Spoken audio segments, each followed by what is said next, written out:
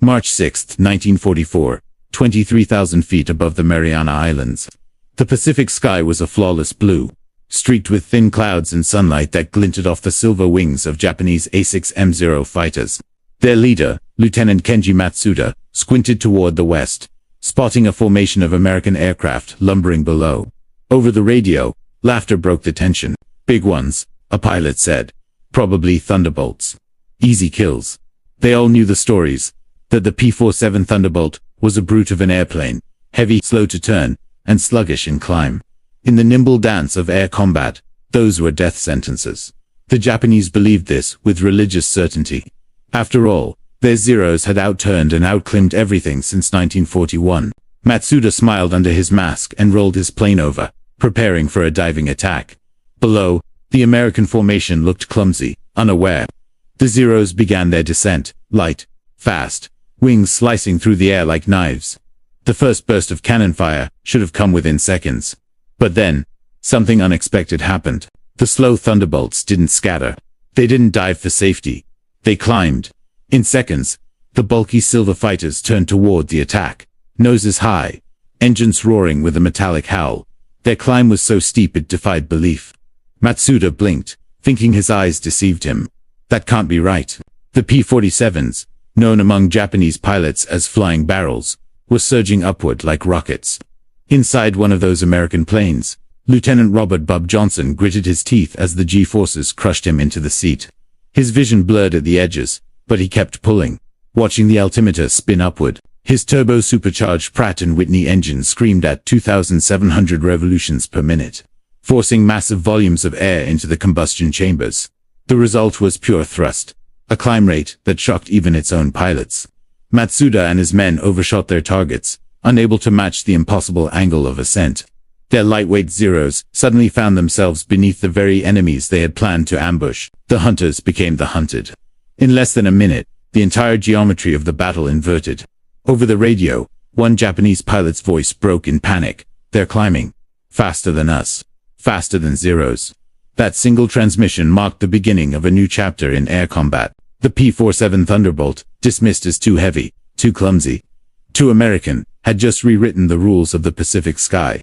From that day on, the myth of Japanese air superiority began to fracture. The Thunderbolt wasn't graceful, but it was relentless. And when its pilots learned how to use its brute power, altitude, and firepower correctly, the Japanese would discover that even the fastest Zero couldn't outfly raw physics. But back on that March morning, all Matsuda could do was twist his stick, trying to dodge the streams of 50 caliber tracers ripping through the air. The same men who had mocked the Thunderbolt moments earlier now realized, too late, that the enemy's flying tank could climb like a demon and hit like thunder.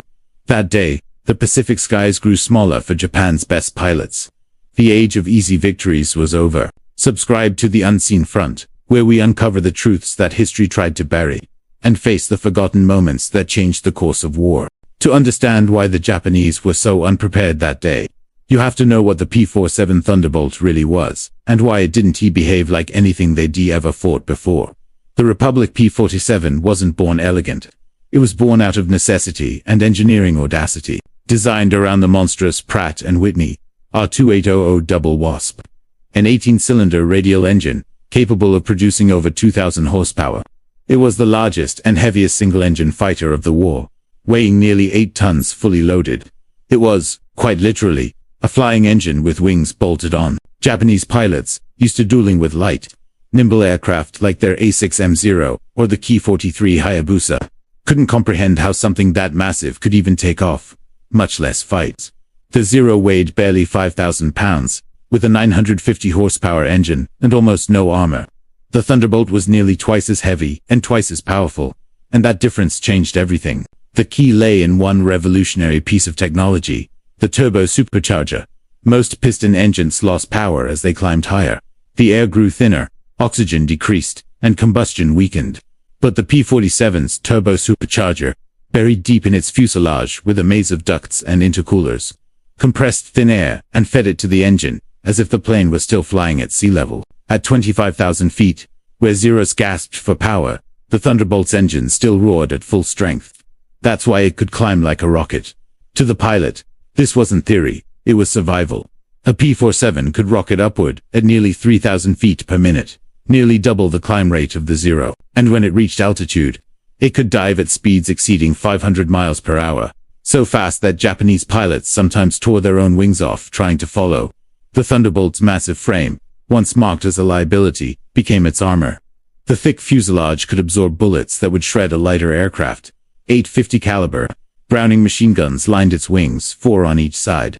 Each gun could fire 13 rounds per second, meaning in a 2-second burst. A Thunderbolt unleashed over 100 half-inch bullets. Together, they could soar through aluminum, fuel tanks, and even lightly armored bombers. One P-47 could carry enough ammunition to stay in a fight longer than most enemy aircraft could survive. In one test over Florida, engineers recorded that the P-47's guns could deliver over 6,400 rounds per minute, the equivalent of an anti-aircraft battery condensed into a single machine. Its nickname Jug, short for Juggernaut, was more accurate than anyone realized. But power came at a cost. The Thunderbolt was enormous. Its cockpit perched high above the wing root, giving pilots an almost tank-like field of vision to the front but terrible rear visibility. It required long runways and consumed fuel like a bomber, over 100 gallons per hour at full combat power. Pilots joked that the P-47 didn't fly on gasoline, it drank it. Still, when you were in the cockpit, that weight didn't feel like a burden. It felt like protection. Lieutenant Bob Johnson, flying with the 56th Fighter Group, once described the sensation. You didn't fly the Thunderbolt, you wore it. It wrapped around you like armor. You could feel it humming through your bones. Against the Zero, it was a clash of philosophies. The Japanese designed for agility and precision. Lightweight frames, paper-thin skin, tight turns. The Americans, after years of bloody lessons, built for power, durability, and altitude advantage. The Zero could outturn a Thunderbolt in a dogfight below 10,000 feet. But if the P-47 stayed high, dictated the fight, and dove in with speed and firepower, the Japanese never had a chance. That was the revelation the Pacific skies delivered in 1944. The Thunderbolt was not graceful. It did not pirouette through clouds. It simply refused to die, and made sure the enemy didn't live long enough to admire its shape. When Japanese intelligence finally received combat reports describing massive silver fighters that dive like meteors and climb straight into the sun, they thought pilots were exaggerating. They weren't. They were describing the beginning of an air power revolution. Before the world knew the Thunderbolt as a legend, it was just another untested machine in the hands of young men trying not to die. One of those men was Lieutenant Robert S. Bob Johnson, a farm boy from Oklahoma who had never imagined he'd become one of America's first P-47 aces. When Johnson first saw the Thunderbolt in late 1942, parked on a muddy airstrip in New York, he laughed. "That thing's a flying refrigerator," he muttered. It stood taller than any fighter he'd seen, wide, stubby, with a nose that looked more like a barrel than an airplane.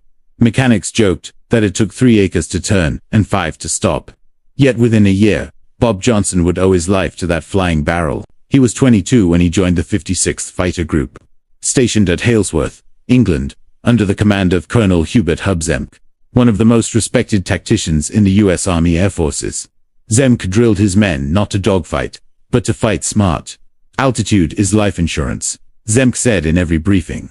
"The higher you are, the more choices you have when things go wrong." Those words would save Johnson's life again and again, and would become the very tactic that Japanese pilots later underestimated in the Pacific.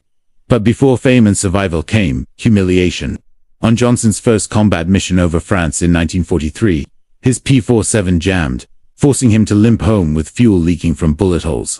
He landed shaken, the aircraft scorched and bleeding oil. That night, he wrote in his diary, "The Thunderbolt can take punishment. I just hope I can too." He learned quickly. Under Zemsky's leadership, the 56th Fighter Group, Zemsky's Wolfpack, developed tactics that turned the Thunderbolt's brute power into an advantage. They climbed higher than the enemy, struck in lightning-fast dives, and climbed back before the enemy could turn. It was the opposite of the turning dogfights that defined early air combat, a brutal new kind of hit-and-run warfare that depended on energy, speed, and nerve. Meanwhile, across the Pacific, a very different pilot was preparing for the same kind of confrontation. Lieutenant Kenji Matsuda, a rising star in the Imperial Japanese Navy, had been flying since before Pearl Harbor. By 1944, he had more than 200 hours of combat experience and 12 confirmed kills. almost all against slower, unarmored American bombers. He believed, like many of his peers, that no Western aircraft could outfly a Zero in a duel. In his logbook, he wrote proudly, "The Americans build machines. We build wings for men." That arrogance had kept him alive, until it met the cold reality of American industrial engineering. When the Thunderbolts began appearing in the Pacific theater, Matsuda dismissed them as bomber escorts. They were too heavy, too crude, too American.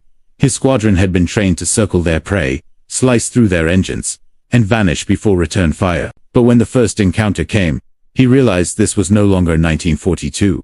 The Thunderbolt didn't try to turn with him. It didn't fall for his traps. Instead, it climbed and kept climbing until it vanished into the glare of the sun, only to dive again with terrifying force. His Zero shook violently as tracers streaked past his canopy. He barely survived, his tail riddled with holes, while Matsuda nursed his damaged plane home. Bob Johnson was doing the opposite, testing how far the Thunderbolt could go. Over England, he once took his P-47 to 30,000 feet and pushed it into a dive straight down. The air screamed, the wings shuddered, and the altimeter spun like a clock in a storm. At 505 miles per hour, the controls locked up, but the plane held together. When he landed, his crew chief stared at the warped skin and said, "You just proved physics wrong." Sir Johnson grinned. "No," he said, "just proved the Germans can't catch me." His words echoed across two oceans. Because in both Europe and the Pacific, the Thunderbolt was rewriting what fighter meant. It wasn't just about agility anymore. It was about endurance, of the pilot, of the engine, of the machine. And when endurance met skill, it created something unstoppable. By mid-1944, Bob Johnson had shot down 27 enemy aircraft and survived being hit over 200 times in one mission. Japanese aces like Matsuda couldn't fathom it. Their planes were built for speed, but not survival. One hit in the fuel line, one burst of 50 caliber fire, and they went up like torches. The Thunderbolt could come home with wings shredded, canopy cracked, and still keep flying. It was the embodiment of what American pilots began to call forgiveness. You could make mistakes and live to learn from them. The Zero never gave you that chance. In the end, the war in the skies came down to two men's beliefs. Matsuda's faith in mastery, and Johnson's faith in the machine. That shouldn't have worked, but did. Only one would walk away from their next encounter. The morning sun burned through the mist over the Mariana Islands as Lieutenant Kenji Matsuda, S-0 formation took off from Truck Lagoon. His unit had been ordered to intercept a group of American fighter bombers, reported heading toward their convoy routes. The men were confident they had done this dozens of times before, but on this day, March 6, 1944, the enemy they were about to meet was no ordinary patrol. 20 miles away, Lieutenant Bob Johnson and his wingmen from the 56th Fighter Group cruised at 15,000 feet in their P-47 Thunderbolts. They had been tasked to escort returning bombers, protecting them from any last-minute Japanese intercepts. The sky was deceptively calm. That kind of silence that always meant trouble was near. Johnson's voice came through the radio. "Keep your eyes open. They like to come out of the sun." He was right. Within seconds, his wingman shouted, "Bandits! High 12 o'clock." Silhouettes of sleek Zeros diving straight toward them. The Japanese came in fast, wings flashing in the sunlight, cannon fire already streaking toward the Americans. Matsuda led the charge, confident as ever. "They can't climb," he thought. "We'll cut them to pieces before they reach altitude." But then the Thunderbolts pulled up. Johnson rammed the throttle forward, the 2,000 horsepower R2800 engine roaring like a storm. The G-forces slammed him into his seat, blood rushing from his head as the heavy fighter clawed its way toward the oncoming Zeros. His altimeter spun minus 16,000, 18,000, 20,000 feet. The supercharger screamed, forcing oxygen-rich air into the engine that no piston plane in the Pacific had ever matched. Matsuda's formation hesitated. This was impossible. No American fighter should be able to climb like that. By the time they realized what was happening, the geometry of the battle had flipped. The P-47s were above them. Johnson rolled inverted, pushed the stick forward, and dove through the formation of Zeros. The sky erupted with tracer fire, 850 caliber Brownings, blazing from his wings. Each bullet, the size of a man's finger, tore through aluminum and fuel lines with devastating precision. One Zero exploded in a white flash, the fuel tanks igniting mid-air. Another tried to pull into a vertical loop, but the heavier Thunderbolt followed effortlessly. Its sheer horsepower, turning altitude into a weapon. Matsuda's radio filled with shouting. "They're not supposed to climb like this. What's your six? They're diving again." Johnson's wingman, Lieutenant Fred Christensen, pulled a high yo-yo maneuver, swooping down on a Zero that had overshot. He fired a short burst, 60 rounds, in under 2 seconds. The Japanese plane disintegrated before the pilot could bail out. For the first time in years, Japanese airmen were fighting a plane they couldn't outmaneuver and couldn't outrun. The Thunderbolt's top speed at altitude, 433 miles per hour, outclassed the Zero by over 70 miles per hour. Its climb rate of 3,000 feet per minute meant it could dictate the battle, choosing when to engage and when to disappear into the clouds. Matsuda tried a desperate tactic, diving to lure Johnson into a turning fight near sea level, where the Zero was still king. Johnson refused to take the bait. He stayed high, circling like a hawk, waiting for its prey to tire. "Don't chase them down," Zemsky's voice echoed in his head. "Climb, reset, strike again." So he did. From 25,000 feet, he dove once more, throttle wide open, airspeed needle shaking near 500 miles per hour. The turbulence roared against his canopy, the sound of air splitting apart. As he lined up another Zero, he squeezed the trigger. The guns chattered in rhythm, a thunderous chorus that gave the aircraft its name. Flames erupted below. The second Zero spiraled downward, a comet of smoke and burning metal. In just 5 minutes, the hunter had become the hunted. Matsuda's formation, once 10 strong, was now down to 6. The survivors scattered in every direction, their formation broken, radio channels filled with chaos. Johnson climbed again, fuel running low, but adrenaline keeping his hands steady. He looked down at the ocean, dotted with tiny flashes of fire, and realized he had witnessed a turning point. For years, the Japanese had ruled the sky with agility and audacity. But brute force, engineering, and high-altitude mastery had rewritten the rules. The Thunderbolt didn't need to dance. It just needed to strike once, hard enough that no one got back up. As Johnson and his squad regrouped, Matsuda's last words on the radio cut through the static. "Tail command. These new ones. They climb into the sun." That single phrase would echo through Japanese intelligence reports for months. What had begun as another routine interception ended as a revelation. The Zero's era was ending, and the Thunderbolt had just declared it. By the spring of 1944, the message was clear to every pilot who survived those first shocking encounters. The days of the nimble, untouchable Zero were gone. The Japanese still had brave, highly skilled aviators, but courage alone couldn't defy physics. The air war was now ruled by energy, altitude, speed, and momentum, and the Thunderbolt embodied all three in overwhelming measure. The shift in tactics didn't happen overnight. For months, American pilots had been dying because they tried to fight the Zero on its own terms. They entered turning duels, tight circles where the Zero's light frame and broad wings always prevailed. But under Colonel Hub Zemsky's command, that mistake was stamped out with cold precision. Zemst gathered his men in the briefing hut and drew a line on the chalkboard. "This," he said, "is their circle. And this," he drew a sharp diagonal slash across it, "is ours. We don't turn with them, we cut through them." That strategy became known as Bumanzoom, a doctrine that transformed the Thunderbolt from a sluggish brute into a sky predator. Here's how it worked. Stay high, wait, dive at over 400 miles per hour. Fire a short burst of .50 caliber fire. Then use the engine's power to climb away before the enemy could retaliate. It sounded simple, but it took discipline. Many young pilots, drunk on adrenaline, wanted to finish the kill and chase the Zero downward. Most never came back. Zemk drilled it into them relentlessly. Altitude is life. If you lose it, you lose your choice.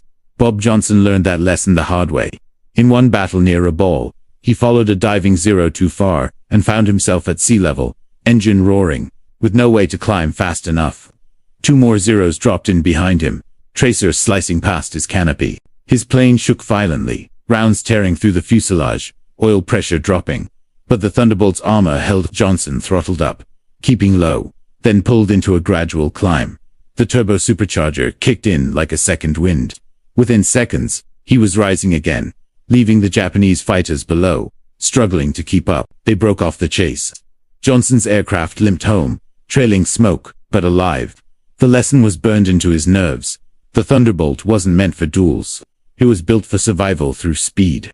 Meanwhile, on the Japanese side, disbelief turned into desperation. It Matsuda's after-action reports spoke of enemy fighters that can climb indefinitely and armored planes impervious to 20 mm fire. His superiors dismissed it as exaggeration. But soon, identical reports arrived from the Philippines, the Solomons, and the Marshalls. Pilots, who had once boasted of 10 kills, were now dying in their first engagement. The fragile Zeros simply couldn't withstand the new American tactics. Their lightweight design, once their pride, became their curse. Data confirmed it. In the early 1944 engagements, kill ratios had flipped dramatically. Where once Japanese fighters destroyed 3 American aircraft for every loss, the new numbers were brutal. For every P-47 shot down, the Japanese lost 4 to 5 planes, and in some encounters, like those near Saipan, the ratio was even higher, 10 to 1, in favor of the Americans. It wasn't just the machine, it was the mindset. The P-47 pilots began to trust their altitude, their power, and most of all, their patience. They climbed until the air was thin enough to make their ears ache minus 25,000, sometimes even 30,000 feet. The Zeros could barely reach 20,000 before their engines started gasping for air. At those heights, the Americans could decide when the fight began and when it ended. The Japanese couldn't. They were trapped by their own ceiling. Colonel Zemke summarized it bluntly in his field report. The Zero is still dangerous below 10,000 feet. Above that, it's a clay pigeon. The Thunderbolt's heavy airframe, mocked early in the war, turned out to be a hidden weapon. It could dive faster than any enemy aircraft without breaking apart, and in those dives, its weight translated into unstoppable momentum. Japanese pilots tried to follow and found their wings tearing under the stress. Some didn't even have time to eject. The turning point wasn't a single battle. It was a realization, spreading like wildfire across the Pacific. The Americans had learned how to fight their war, not the enemies. When Johnson returned from another mission, his P-47 riddled with bullet holes but still intact, a ground crewman ran a hand over the metal and whistled. "You got hit 30 times, he said. Johnson only shrugged. "And she brought me home 30 times. That was the essence of the Thunderbolt. Brute endurance, paired with ruthless efficiency. The Zero danced. The Thunderbolt endured. And in the endless war of attrition, that was the Pacific, endurance always won. From that point forward, Japanese pilots began to fear the glint of silver wings above the clouds. They had once been the masters of the sky. Now, they were prey in a world that no longer played by their rules. The balance of air power had shifted, and every pilot could feel it. The war in the Pacific would never be the same again. If the P-47 Thunderbolt was a beast, its heart was the Pratt & Whitney R2800 Double Wasp. And its lungs were a labyrinth of pipes and turbines that defied the imagination of 1940s engineering. It wasn't just another engine bolted to an airframe.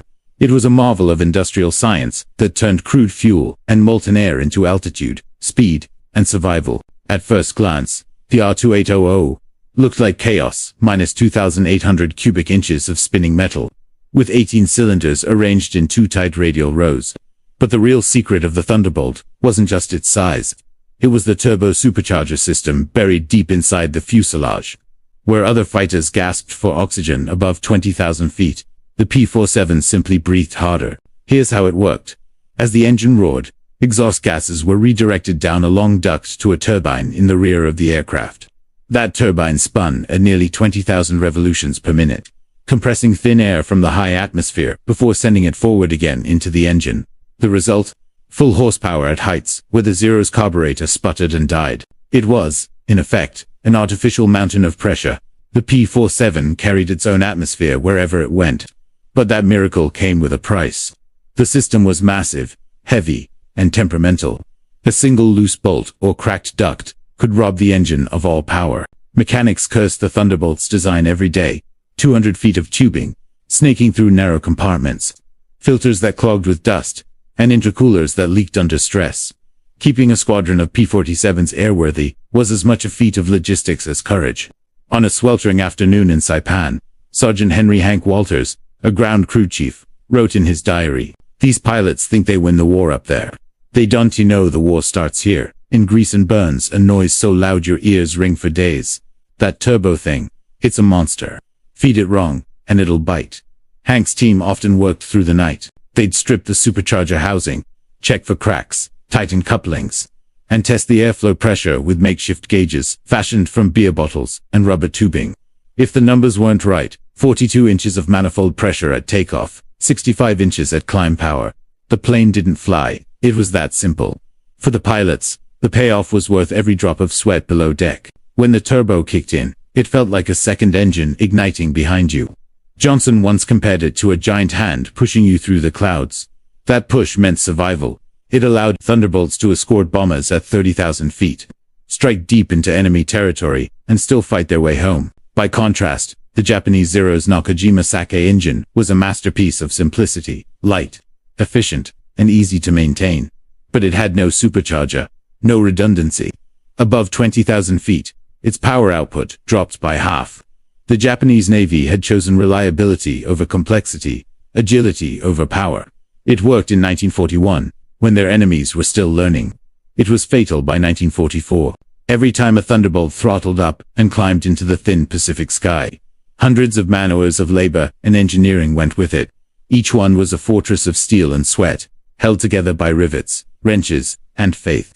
In the words of one Republic engineer, recorded in a 1943 memo, "The Thunderbolt is not elegant. It is not beautiful. It simply will not quit." And that's what wins wars. That philosophy, endurance over grace, defined not just the aircraft, but the entire American approach to the air war. The P-47 wasn't the prettiest machine in the sky, but it didn't need to be. It just had to outlast everything else. When Johnson taxied out for a mission, he often gave a thumbs up to his ground crew, then pointed to the belly of the plane, where the turbocharger sat hidden. "Tell her to breathe deep," he'd say. "We're going hunting high today." The men would grin, wave, and plug their ears as the double Wasp roared to life, shaking the ground. Moments later, the massive fighter would roll down the runway, heavy with fuel and ammunition, lifting into the sky like a steel meteor, and somewhere below, grease-covered mechanics would watch until it disappeared, praying that the miracle of plumbing and pressure would hold one more time. They didn't see themselves as heroes. But without them, without the lungs that fed the Thunderbolt's heart, there would have been no victories in those impossible altitudes. No climbs like rockets, and no legends to tell. To understand why the Thunderbolt changed everything, you have to understand what it was fighting. The Mitsubishi A6M0, Japan's symbol of aerial dominance. For nearly 3 years, it ruled the skies of the Pacific with almost supernatural grace. But by 1944, that grace had become its undoing. When the Zero first appeared in 1940, it shocked Western intelligence. It could outturn anything, climb like a hawk, and fly over 1,900 miles without refueling, nearly double the range of any Allied fighter. Early American pilots who met it in battle called it a ghost, because it could appear from nowhere, turn inside any maneuver, and vanish again. But the secret to that agility was its greatest flaw: weight, or rather, the lack of it. The Zero was built under one philosophy: lightness above all. Its designer Jiro Horikoshi had been obsessed with agility. He stripped away armor, ignored bulletproof glass, and used thin aluminum skin that could be punctured with a screwdriver. Its fuel tanks weren't self-sealing, and its control surfaces tore easily under stress. Every ounce saved meant tighter turns and longer range. It was a masterpiece for 1940, and a death trap by 1944. At low altitude and low speed, the Zero was lethal. Below 10,000 feet, it could turn inside a P-40, P-39, or even an early Spitfire. But its light frame came with a price. Above 20,000 feet, the engine began to starve. Its Nakajima Sake 12 produced only 940 horsepower, and without a turbo or supercharger, the Zero couldn't maintain power in thin air. The Thunderbolt, by contrast, could produce 2,000 horsepower even at 25,000 feet. That gap, more than double the energy, meant that one could climb while the other gasped for breath. Captured Japanese documents later revealed that many Zero pilots were never trained for high-altitude combat. Their doctrines still focused on surprise attacks and horizontal turns. They called this Tatesan, turning battle, a relic of dueling traditions, where skill was measured in how long you could stay in the opponent's blind spot. But against the Thunderbolt, those turns were suicide. The heavier American fighter could dive faster, escape climbs, and return to strike from above. Every Zero that tried to follow downward found its wings shaking violently. Some tore apart mid-air at 460 miles per hour, while the P-47 could easily exceed 500 miles per hour and still hold integrity. Even Japanese engineers knew the problem. In late 1943, reports reached Tokyo of enemy aircraft that attack from vertical positions and are immune to cannon fire.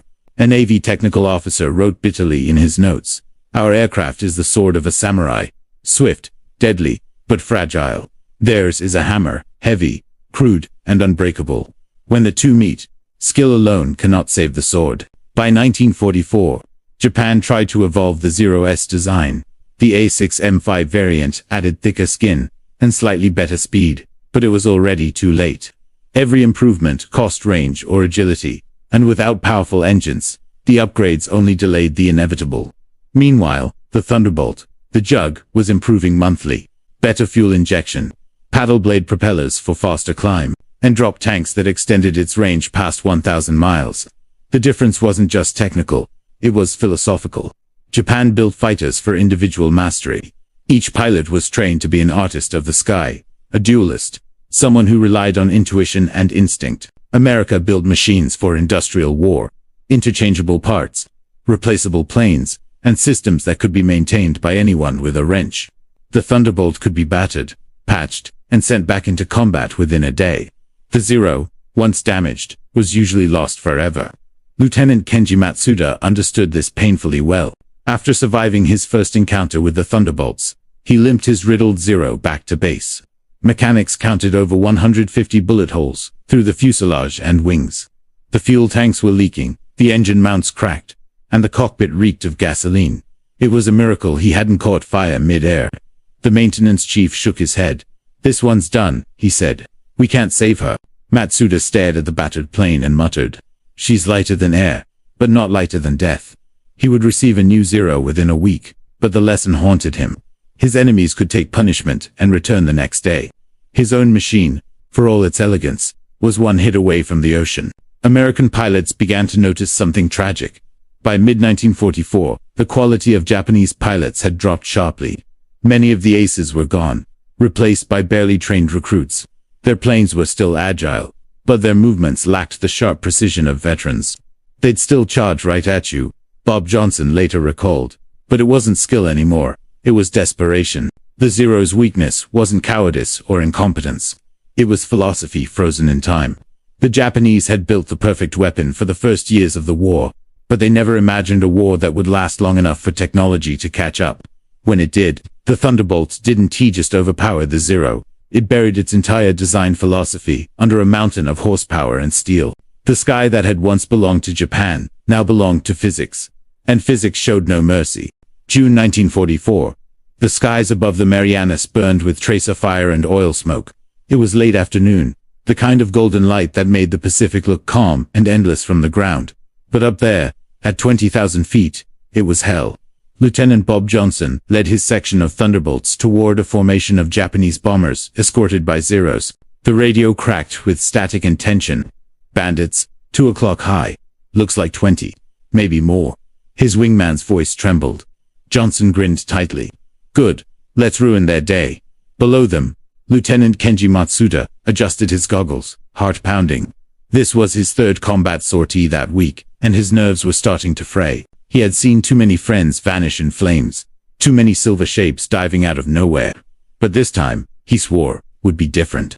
His fuel tanks were full, his cannon oiled, and the sun was behind him. Today, the hunters would hunt again. He dived. The Zeros screamed downward, sunlight flashing off their wings like blades. Matsuda's gun tracers lit the air, bright orange streaks cutting through the haze. For a second, it looked like the old days again. The Japanese descending fast, deadly, unstoppable. Then the Thunderbolts turned. Johnson's P-47 banked hard right, pulling into a steep climb that nearly blacked out his vision.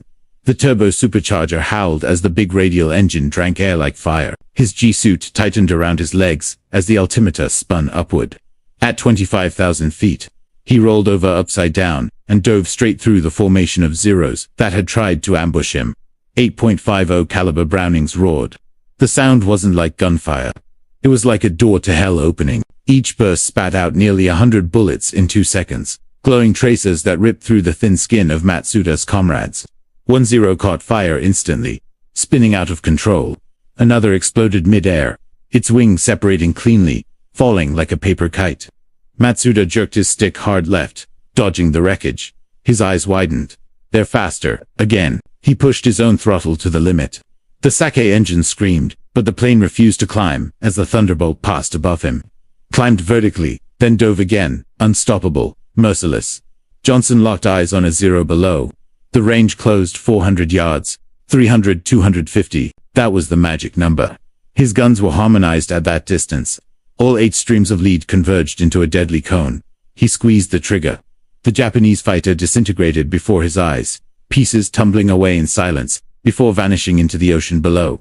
Johnson's wingman, Lieutenant Fred Christensen, shouted over the radio, break left, 2 on your tail." Johnson pulled hard. The heavy Thunderbolt groaned, its wings trembling at the edge of structural limits. Bullets tore through his right wing, sparks flaring inside the cockpit. A fragment nicked his shoulder, hot sharp pain, but he kept flying. He slammed the throttle open, the R2800 bellowing. The turbo kicked in, and suddenly the Thunderbolt surged upward again, leaving the 2 Zeros gasping below. Matsuda tried to follow, but the climb angle was impossible. His speed bled away. The thin air strangled his engine. His gauges trembled as oil temperature spiked. "Climb, climb," he shouted to himself. But the Zero stalled, shuddered, and dropped into a spin. He recovered barely 100 meters above the waves, heart hammering. Overhead, the Thunderbolts were turning again, massive silver beasts blotting out the sun. One after another, the American fighters dove. Their formation wasn't elegant, it was brutal, efficient, mechanical. Tracers laced the sky. A Zero exploded so close to Matsuda that the shockwave rattled his canopy. He saw the pilot's parachute ignite before it could open. For Johnson, it was a blur of motion and math. Every burst of gunfire meant calculating deflection, distance, lead, and survival. His plane had been hit 5 times, his hydraulic pressure dropping, but he wasn't leaving until his wingman was safe. "Cover me, Fred," he said. One more pass. He rolled, inverted again, and dropped into the final dive. The wind screamed. The sky streaked past in gold and gray. Below him, a lone Zero was breaking away, smoke trailing. Matsuda's plane. Johnson lined up the shot, then hesitated. The Zero was crippled, limping toward the coast. He released the trigger. "Let him go," Johnson said quietly into the radio. "He's had enough." Back at base, mechanics counted 37 bullet holes in Johnson's Thunderbolt. The armor plate behind his seat was bent. The tail control cables frayed. The right aileron nearly severed. Any other aircraft would have been shredded. The P-47, impossibly, still flew straight. Johnson staggered out of the cockpit, covered in oil and sweat, and laughed weakly. "She took everything they had," he said, patting the fuselage. "And she's still the meanest thing in the sky." That night, far across the ocean, Kenji Matsuda sat in silence by the shore, staring at his bandaged hands. His Zero had been ridden off. His squadron had lost 7 of 12 men. He whispered to the sea, "Our wings are too thin for this war." The Pacific sky, once the domain of the elegant, fearless Zero, now belonged to the steel-hearted Thunderbolt. The war in the air had turned from art to engineering, from grace to endurance. And every pilot still alive knew it. When the smoke cleared over the Marianas, the silence that followed wasn't victory, it was disbelief. For the first time since Pearl Harbor, Japanese air commanders realized they had lost not just a battle, but the initiative of the sky. Reports came in from every direction. Zeros destroyed by American fighters they never even saw. Bombers wiped out before reaching their targets. And pilots returning home shaken, muttering about silver monsters that climb into the sun. In the days that followed, Japanese command convened emergency meetings. Lieutenant Kenji Matsuda, one of the few veterans left in his unit, was summoned to brief the staff on Saipan. He stood before a room of officers and engineers, still bandaged from his last mission. They asked him the same question again and again. How did they climb like that? Matsuda could only shake his head. "They don't climb," he said quietly. "They launch." The transcripts of his debriefing, later captured by U.S. intelligence, described the enemy as massive, armored, and impossibly fast at high altitude. His words were not exaggeration. The P-47's turbo supercharger gave it an edge no Japanese fighter could match. It was the unseen weapon in every encounter, invisible, mechanical, relentless. Japanese engineers studied fragments of wrecked Thunderbolts, retrieved from crash sites. They were stunned by the density of armor plating, the size of the engine, the complex ductwork running through the fuselage. One engineer wrote in a confidential memo, "They have turned an engine into a fortress. We cannot build such machines. We lack the metal, the fuel, the weight tolerance. Meanwhile, across the ocean, the American command was learning just as much from victory as the Japanese were from defeat. Colonel Hub Zemk analyzed the after-action reports with precision. He compiled every combat recording, every altitude reading, every fuel expenditure, and turned them into a playbook that would define air combat for decades. His conclusion was simple: control the sky by controlling the vertical. That doctrine, energy fighting, became the foundation for modern aerial warfare. For the Americans, the numbers told a story written in sweat and oil. In just 3 months of combat in 1944, the P-47 units in the Pacific destroyed over 2,300 Japanese aircraft, while losing fewer than 350 of their own. Kill ratios soared as high as 10-1 in favor of the Thunderbolt. In one engagement over the Philippines, P-47s downed 36 Zeros, without a single loss. But those numbers came at a cost. Every Thunderbolt sortie required thousands of gallons of fuel, spare parts shipped halfway around the world, and hundreds of mechanics maintaining engines that could explode if a single bolt came loose. Each success in the air depended on the invisible army of workers in muddy airfields and distant factories. Even Bob Johnson, now a celebrated ace, never forgot how close each mission came to disaster.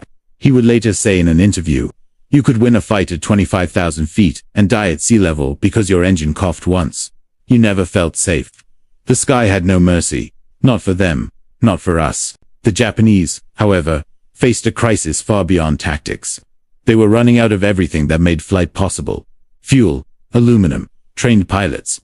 The once proud Navy Air Service was now sending teenagers with barely 100 hours of flight time into combat. Their instructors told them stories of the Golden Age, when the Zero ruled the Pacific, but by mid-1944, those stories were like myths from another world. Matsuda saw it firsthand. New pilots saluted him nervously, eyes too wide, hands trembling as they climbed into cockpits older than they were. The engines sputtered, leaking oil before takeoff. When they didn't return, no one even bothered to mark the spot on the map anymore. It was no longer war. It was attrition. American strategists noticed this decline. Intelligence summaries described Japanese air defenses as brave but brittle. The Thunderbolt's success wasn't just killing planes, it was crushing morale. By the end of 1944, U.S. dominance in the air was absolute. Bombers now flew to their targets unchallenged, escorted by fighters that could dive faster, climb higher, and return home again and again. Yet, even among the victors, there was unease. Many pilots felt a strange respect for the men they fought. Johnson once wrote in his journal, "They fought with the courage of the damned. Every Zero we shot down carried a man who refused to surrender. I hated what he stood for, but I couldn't hate him." That respect grew over time. Long after the war, when veterans from both sides met at reunions, they often spoke not of hatred, but of endurance, of how both nations built their legacies on sacrifice, ingenuity, and belief in their machines. The Thunderbolt pilots admired the Zero's grace. The Japanese survivors marveled that anyone could fly something so heavy and make it climb like that. What the Thunderbolt proved wasn't just mechanical superiority. It proved a shift in the nature of war itself. Technology had finally outpaced tradition. The battlefield of honor had been replaced by the battlefield of industry. And those who failed to adapt, no matter how skilled, how brave, were destined to vanish into the smoke. In that truth lay the real cost of the Pacific skies. For every plane that fell, another way of thinking died with it. When the war finally ended in August 1945, the Pacific was quiet again. The wrecks of Zeros rusted on coral airstrips. Their once shining wings faded under the tropical sun. In contrast, rows of dented but still intact P-47 Thunderbolts sat lined up on American bases, scarred, patched, but alive.